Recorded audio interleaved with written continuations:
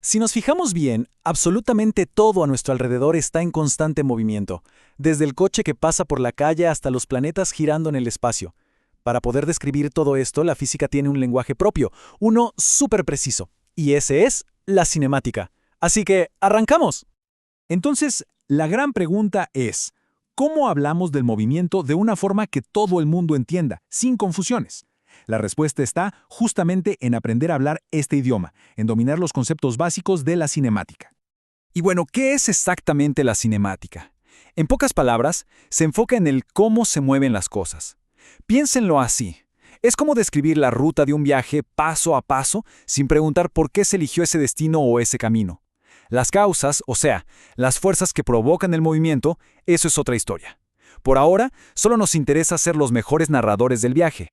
Para que todo esto quede súper claro, imaginemos que vamos en un coche por una carretera totalmente recta. Antes de poder decir si nos estamos moviendo o qué tan rápido vamos, hay que responder una pregunta fundamental. ¿Dónde estamos parados? Para simplificar las cosas, los físicos usan un truco genial.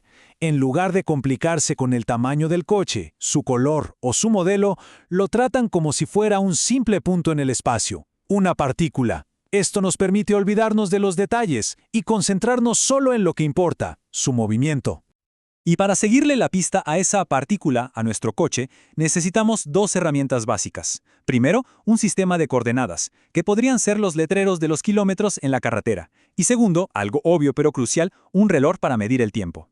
Con esas dos cosas ya tenemos nuestro sistema de referencia, que es la base para medir cualquier movimiento.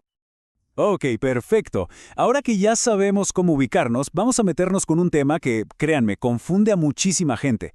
Cuando vamos de un punto A a un punto B, ¿lo que recorrimos fue una distancia o tuvimos un desplazamiento? Porque, y esto es clave, no son para nada lo mismo. La distancia es como el contador de kilómetros del coche. Ese numerito solo sabe sumar y sumar. No le importa si vamos para adelante, para atrás o si dimos 1000 vueltas en círculo. Simplemente mide todo el camino que pisaron las llantas. Por eso siempre es un número positivo. El desplazamiento, en cambio, es mucho más práctico. Al desplazamiento solo le importa una cosa, dónde empezaste y dónde terminaste. Es literalmente la línea recta que une esos dos puntos. Y como es un vector, no solo nos dice cuánto nos movimos, sino también hacia dónde. Por eso puede ser positivo, negativo o incluso cero. Para que esto quede grabado a fuego, miren este ejemplo que es buenísimo. Si lanzamos una pelota hacia arriba y la volvemos a atrapar en la mano, ¿qué pasó? La distancia que recorrió fue todo el camino de subida más todo el de bajada. ¿Pero y el desplazamiento? Cero. ¿Por qué? Porque terminó exactamente en el mismo lugar donde empezó. La diferencia es crucial. La distancia es el viaje entero, el desplazamiento es solo el resultado final del viaje. Listo, ya tenemos clara la diferencia entre distancia y desplazamiento. ¿Qué pasa ahora si le metemos a la mezcla el factor tiempo? Bueno, ahí es donde surgen otros dos conceptos que parecen gemelos pero no lo son, la rapidez y la velocidad. La rapidez media es súper directa. Es la distancia total que recorrimos dividida entre el tiempo que nos tardamos. Y como depende de la distancia, la rapidez tampoco tiene dirección, solo nos dice qué tan aprisa fuimos en promedio. Es un simple número positivo. La velocidad media, por su parte, va de la mano con el desplazamiento. Es el desplazamiento total dividido entre el tiempo. Y aquí está la magia. Como el desplazamiento sí tiene dirección, la velocidad también. Un signo positivo nos puede decir que vamos hacia la derecha y uno negativo que vamos hacia la izquierda. Es mucho más informativa. Y aquí va un dato del día a día, para que esto quede clarísimo. Cuando vemos el velocímetro del coche, ¿qué nos dice? 80 kilómetros por hora. Y ya. No dice 80 kilómetros por hora hacia el norte. Por eso lo que mide el velocímetro es la rapidez en ese preciso instante, no la velocidad completa, porque le falta la dirección. Pero seamos honestos, la vida real no es un viaje a velocidad constante. Uno pisa el acelerador, frena en un semáforo, da una curva. Todos estos son cambios en nuestro movimiento. Y en el idioma de la física, cualquier cambio en la velocidad tiene un nombre: aceleración. Ojo aquí, porque esto es súper importante. En el lenguaje común, acelerar es ir más rápido. En física es mucho más que eso. Acelerar es cualquier cambio en la velocidad. Si aumentamos la rapidez, aceleramos. Si frenamos, también estamos acelerando, solo que en contra del movimiento. Incluso al tomar una curva a rapidez constante, estamos acelerando porque estamos cambiando de dirección.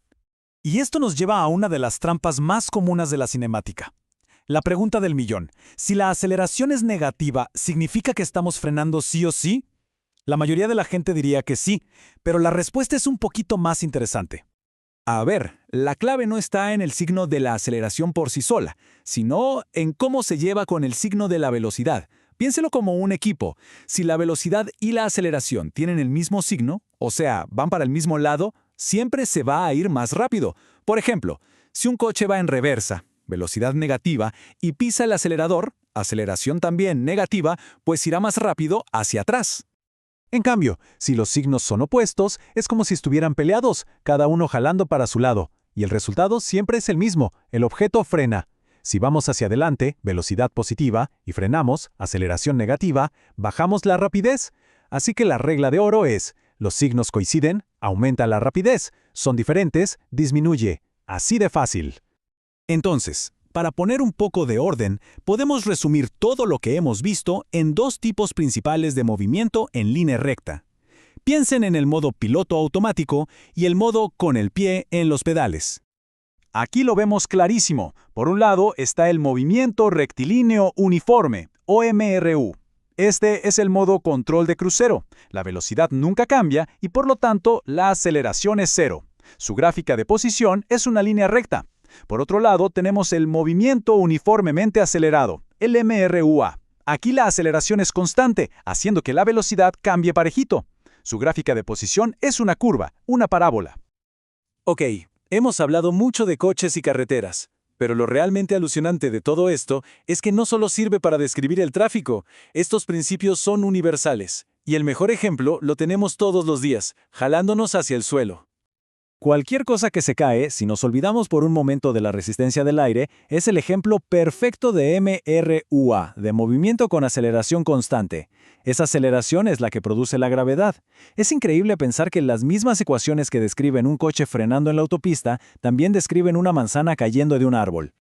Y para quienes disfrutan de poner todo esto en práctica, aquí va una especie de receta infalible de 6 pasos. Es un método súper útil para atacar cualquier problema de cinemática. Leer bien, hacer un dibujo, organizar los datos y al final, algo muy importante, preguntarse si el resultado tiene lógica. Con esto ya hemos descifrado el lenguaje para describir el cómo se mueven las cosas. Entendimos la posición, la velocidad, la aceleración, pero claro, esto nos deja con una pregunta flotando en el aire, una pregunta gigante. ¿Y por qué? ¿Por qué los objetos se mueven así? ¿Por qué aceleran? Esa pregunta, bueno, esa nos abre la puerta al siguiente gran capítulo de la física, la dinámica y el mundo de las fuerzas.